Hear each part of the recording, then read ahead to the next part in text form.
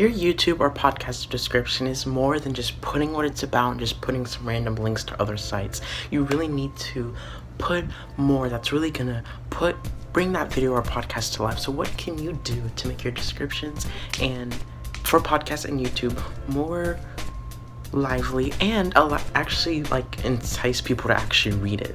Let's talk about it.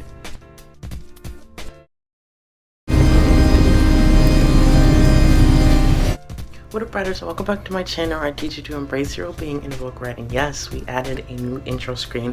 I'm just kind of playing around with different things and seeing what I like, but who knows, I might go back to the old one, but right now I'm going to use this for a little bit. But this is, I keep forgetting, I keep adding stuff to that series. This is, I promise, the last series. The Facebook might potentially go on that series, but this one I forgot to put. So this one is YouTube descriptions and also for podcasts. I can't even talk today. So yes, for podcasts and YouTube descriptions, people just merely think, oh, you just have to put what it's about and that's basically it. But you really need to really be honing hard on these descriptions. Your descriptions have to tell a story of your video. It has to put it in written form so that people can get another perspective on that podcast or video. And yeah, it's very important. You can't just put random links. You can't just put what it's about, because that's basically the video. You're basically explaining the video. You have to go more in depth. If you actually go on the YouTube desktop, this isn't for the app, but for YouTube desktop, if you look through a selection of videos, it'll actually show 1 or 2 sentences of your description. So the first sentence of your description really needs to be something that really grabs someone's attention so that they can click on that video. And that's why your descriptions have to be on top, because your title says one thing, your thumbnail says another thing, but your description says a whole other thing. So yes, you do have to add a description of what the video is about. That's basically verbatim. You have to do that. Verbatim? I don't think that's the word. That's self-explanatory. Okay, that's the word. But another amazing thing that you can do is put an about you section, just a little bit about you. You know, who you are, what your writing content's about, and your story. Maybe a little bit of what you went through and how people can resonate with that.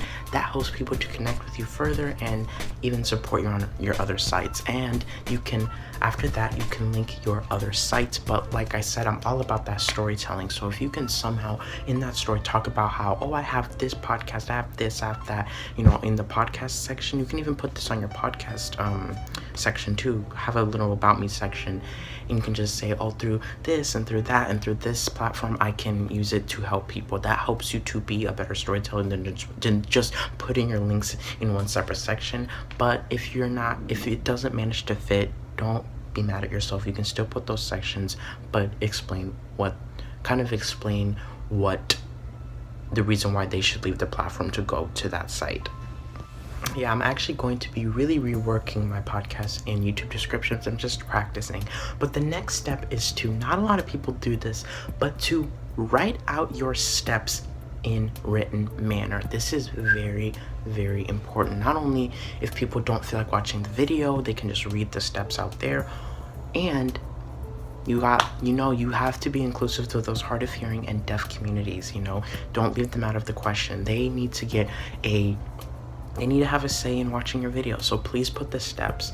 And if you have some sort of captions like system, use that as well. I don't really like the caption for the YouTube because it's very, very iffy. Sometimes it glitches. There is a Twitch streamer. Her name is Snuggy Bun, and she is trying to bring captions to every stream on Twitch, and her mission is to bring more inclusivity to the deaf and hard of hearing community. She's trying to get every stream on Twitch to have captions on their stream so that when you talk, it shows the captions and people, it's more inclusive to the hard of hearing deaf community. So if you want to kind of include captions in your videos that are really, really spot on and it's going to be in the video, please look into watching Snuggy Bun and supporting her mission so that deaf and hard of hearing can get more of a say. You go, Snuggy Bun. You are freaking killing. And of course, don't forget to put like your email so people can contact you and stuff like that. Writing collabs with other writers. And of course, don't forget to, get your category in. The category is important so people know where you're at. If you are not on YouTube as a writer, you're missing a big opportunity. You need to get in the game. You're almost kind of messing up, because it helps to, like I said, it also helps to, and podcasts. Don't forget the podcast. If you're not doing podcasts as a writer, you should be getting in the game.